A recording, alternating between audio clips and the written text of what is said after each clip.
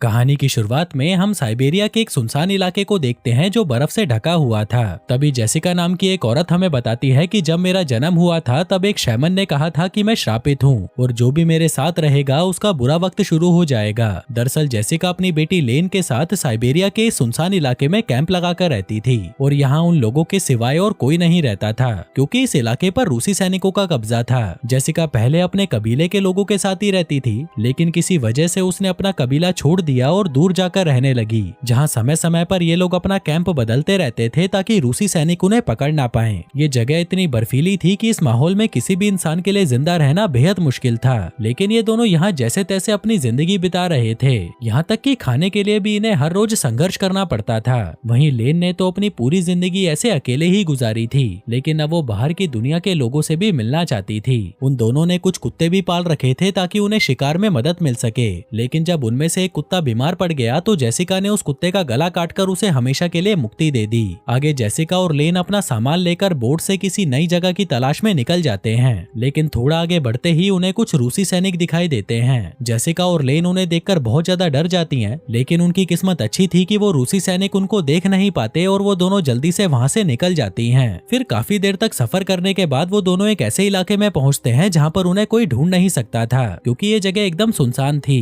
अब वो दोनों यहीं रुकने का फैसला करती हैं और वहीं पर अपना टेंट लगा लेती हैं। फिर वो दोनों उस टेंट में सोने चली जाती हैं, लेकिन जेसिका को नींद नहीं आ रही थी, इसलिए वो अपने पास में रखे भेड़िए के एक नाखून को देखकर अपने पास्ट को याद करने लगती है, जहाँ पर वो अपने कबीले के लोगों के साथ खुशी खुशी रहा करती थी। लेकिन एक दिन कबीले वालों को लगा कि जेसिका श्रापित है और अगर वो उनके साथ रही तो उनका कबीला खत्म हो जाएगा, इसलिए जेसिका को कबीले से निकाल दिया गया। आगे जब वह अकेली जंगलों में भटक रही थी तभी उसकी मुलाकात एक दूसरे कबीले के आदमी जिमी से होती है, जो उसे अपने कबीले में शामिल होने को कहता है। अब जेसिका उसकी बात मानकर उसके साथ चली जाती है और उसके कबीले में शामिल हो जाती है। फिर धीरे धीरे वो दोनों एक दूसरे से प्यार करने लगते हैं, जिस दौरान जिमी जेसिका को वही भेड़िए का नाखून तोहफे में देता है। पर तभी उसे उसी शैमन की बात याद आती है कि वो जिसके साथ भी रहेगी वो बर्बाद हो जाएगा, जो बात सोचकर वह बहुत डर जाती है। फिर अगली सुबह जब जेसिका अपने कुत्तों के साथ शिकार की तलाश में जाती है तभी उसे वहाँ एक आदमी दिखाई देता है जो बुरी तरह घायल था। वो लगभग बर्फ से जम चुका था और भूख से तड़प रहा था और तभी वो अचानक गिरकर बेहोश हो जाता है। जेसिका अपने हाथ में हथियार लेकर उस आदमी के पास आती है और उसे बेहोश देखकर उसका सामान चुराने लगती है, लेकिन तभी वो आदमी होश में आ जाता है और उससे मदद मांगने लगता है। जेसिका सोचती है कि उसे इस आदमी को मार देना चाहिए, पर फिर उसे उस आदमी पर तरस आ जाता है और वह उसे अपने टेंट में ले आती है, लेकिन वो आदमी वहाँ पर फिर से बेहोश हो जाता है।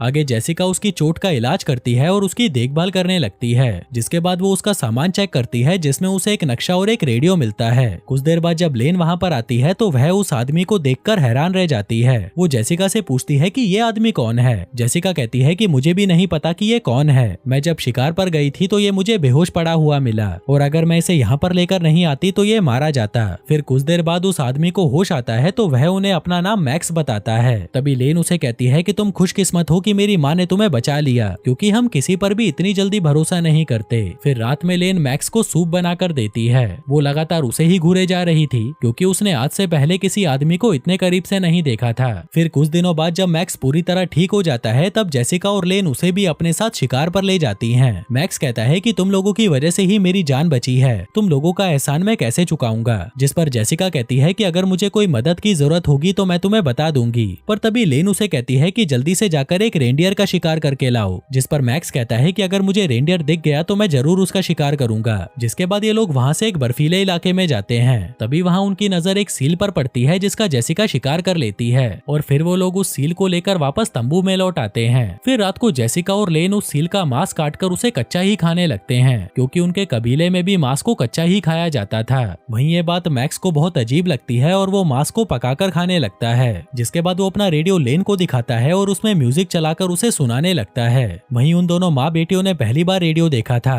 और उन्हें वो म्यूजिक सुनकर भी बहुत अच्छा लगता है। वहीं जेसिका मैक्स को लगातार घूरे जा रही थी, दरअसल वो उसकी तरफ आकर्षित हो चुकी थी। आगे वो मैक्स से पूछती है कि तुम यहाँ पर कैसे आए। वो बताता है कि एक दिन मेरे गांव में कुछ रूसी सैनिक आए और मेरे साथ कुछ आदमियों को जबरदस्ती पकड़कर मजदूरी करवाने के लिए अपने साथ ले गए, लेकिन फिर एक दिन काम करते वक्त मैं सही मौका देखकर वहाँ से भाग निकला। कई दिनों तक तो मैं बिना खाने पीने के यूं ही भटकता रहा और फिर एक दिन अचानक मुझे तुम मिल गई। मुझे हमेशा डर लगा रहता है कि अगर रूसी सैनिकों ने मुझे देख लिया तो वो मुझे मार डालेंगे। जेसिका कहती है कि जब ठंड कम हो जाए तो तुम यहाँ से कहीं और चले जाना, पर तब तक तुम यहाँ पर सुरक्षित रह सकते हो। दरअसल अब जेसिका को डर लग रहा था कि कहीं मैक्स की वजह से वो लोग कोई मुसीबत में ना पड़ जाएं। उधर लेन भी अब मैक्स की तरफ आकर्षित होने लगी थी। वो मैक्स को अपने बालों में कंघी करने को कहती है, जो काम अक्सर उसकी माँ किया करती थी। फिर जब मैक्स उसके बालों में कंघी करता है तो ये बात जेसिका को पसंद नहीं आती और वो उससे अपना मुंह फेर लेती है, क्योंकि वो भी अब उसे बहुत पसंद करती थी। वहीं मैक्स भी समझ चुका था कि जेसिका उसे पसंद करती है। फिर अगली सुबह मैक्स जेसिका से बिना पूछे उसकी बंदूक लेकर रेनडियर का शिकार करने चला जाता है, क्योंकि उसने लेन को वादा किया था।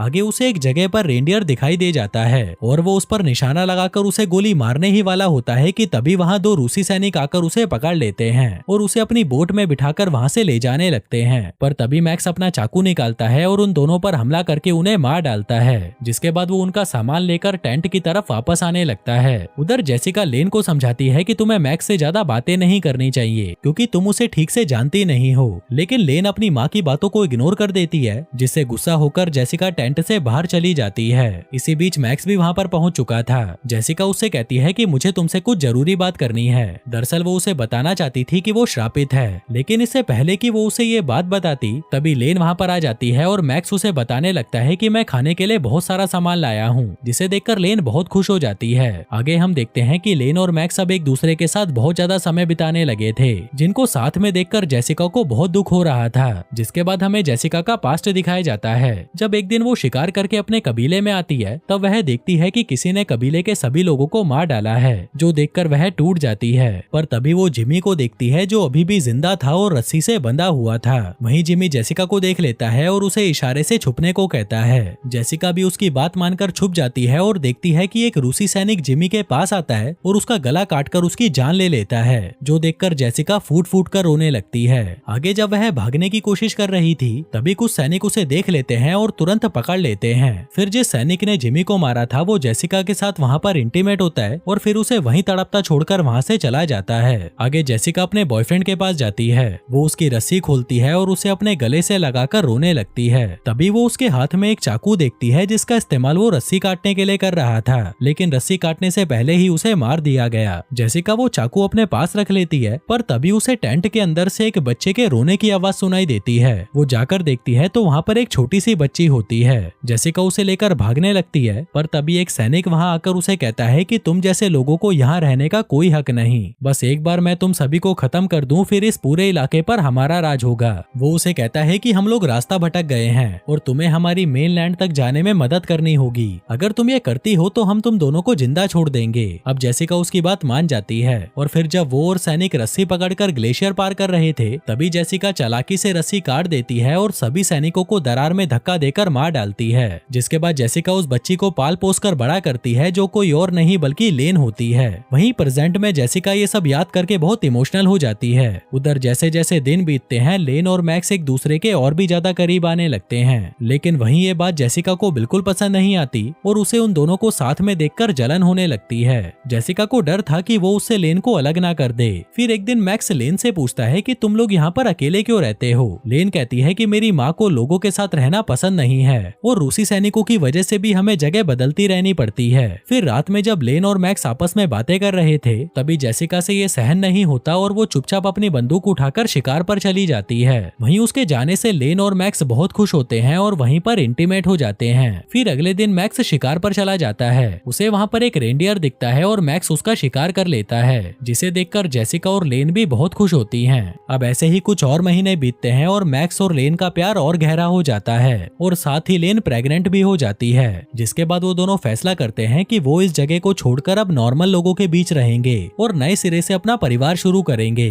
फिर एक दिन लेन जेसिका को भी बता देती है कि मैं प्रेग्नेंट हूँ और अब मैं और मैक्स कहीं और रहना चाहते हैं, जो सुनकर जेसिका चौंक जाती है। वो कहती है कि तुम मैक्स को ठीक से जानती भी नहीं हो और तुमने उसके साथ मिलकर इतना बड़ा फैसला भी ले लिया। लेन कहती है कि उसने अपने बारे में मुझे सब बता दिया है, लेकिन जेसिका को ये सुनकर बहुत दुख होता है। वह बहुत अकेली पड़ जाती है और जेसिका से बात करना भी बंद कर देती है। अगले दिन लेन और मैक्स वहाँ से निकलने की तैयारी करने लगते हैं, लेकिन तभी जेसिका को उदास देखकर लेन उससे पूछती है कि क्या तुम हमारे साथ चलना चाहोगी, लेकिन जेसिका इस पर कोई जवाब नहीं देती। फिर रात में जब मैक्स शिकार पर गया हुआ था तभी जेसिका लेन से कहती है कि मेरे पास आओ, मैं तुम्हारे बालों में कंघी करती हूँ। लेन भी उसके पास जाकर बैठ जाती है और जेसिका उसके बालों में कंघी करने लगती है, पर तभी अचानक वो उसके बालों से उसका गला घोटकर उसे मार डालती है। दरअसल अब वो लेन से नफरत करने लगी थी क्योंकि वह बहुत ज्यादा सुंदर और आकर्षित थी और उसी की वजह से मैक्स जेसिका की तरफ देखता भी नहीं था। वो काफी सालों से अकेली थी और जब उसे मैक्स मिला तो उसे लगा कि वो मैक्स के साथ अपनी जिंदगी की एक नई शुरुआत करेगी। लेकिन जब उसे पता चला कि मैक्स उसे नहीं बल्कि लेन को चाहता है और वो दोनों वहाँ से जाने वाले हैं तो वह गुस्से और ईर्ष्या में अंधी हो जाती है और जिस बच्ची को उसने बचपन से पाला था वो उसे अपने ही हाथों से मार डालती है। आगे वो एक चाकू से लेन के चेहरे की खाल उतारती है और उसे एक मास्क की तरह अपने चेहरे पर चिपका लेती है, जिसके बाद वो लेन की तरह तैयार होने लगती है। दरअसल उसे लग रहा था कि अगर वो लेन की तरह दिखने लगेगी तो मैक्स उससे प्यार करने लग जाएगा। वहीं जब मैक्स उसके पास आता है तो वह जेसिका को लेन समझकर उसके साथ इंटीमेट होने लग जाता है। वहीं जेसिका भी पूरी कोशिश करती है कि मैक्स को सच्चाई का पता न चले। वो उसे कहती है कि मैं तुमसे बहुत प्यार करती हूँ, पर तभी उसकी आवाज सुनकर मैक्स को उस पर शक होने लगता है। वो उसका चेहरा ध्यान से देखता है और छूने पर उसे पता चलता है कि ये तो जेसिका है और उसने लेन को मार डाला है। वो डर के मारे टेंट से बाहर निकलता है और वहाँ से भाग जाता है और वहीं जेसिका टेंट के अंदर अकेली बैठी रोती रहती है। और दोस्तों इसी के साथ ही ये कहानी यहीं खत्म हो जाती है। धन्यवाद।